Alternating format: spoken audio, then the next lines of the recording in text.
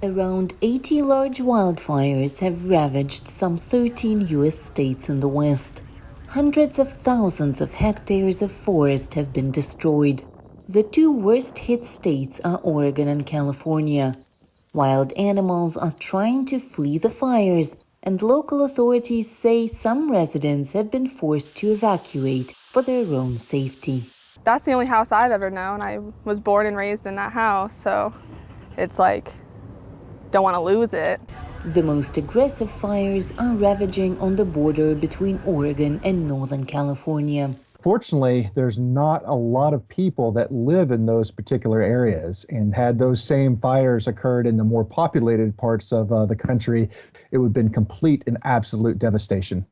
Over 20,000 rescuers are working on the ground, in the air, and even from specialized trains, trying to put out the deadly fires. Local authorities, though concerned about the situation, are promising to do all in their power to deal with the grave situation. We have more than 2,000 personnel working on the bootleg fire alone. Our heroic firefighters, logistical experts, communications, and operations professionals. Federal resources have been called in, and teams from Utah and California are partnering with us in this fight.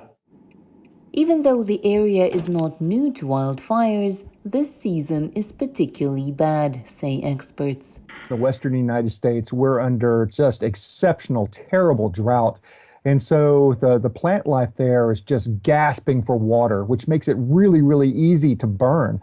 And so we have high temperatures and we have very low relative humidities and plants that are very dry. And it's just setting itself up for the perfect storm of just some extreme fire behavior.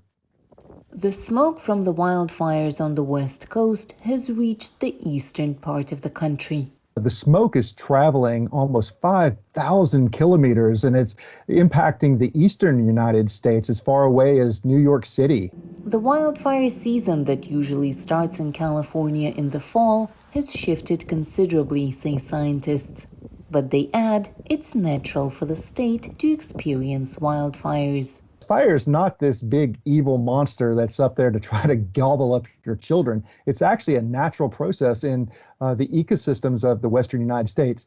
Traditionally had occurred every 5 years or so, very, very low intensity. But because we got really good at putting out fires, all this plant life grew up, and then you throw drought on it, and there's just not enough water to go around, and it's just setting itself up for just terrible, horrific conditions. Scientists add that 90% of fires on the western coast are caused by people. For Angelina Bagdasaran in Los Angeles, Anna Rice, VOA News.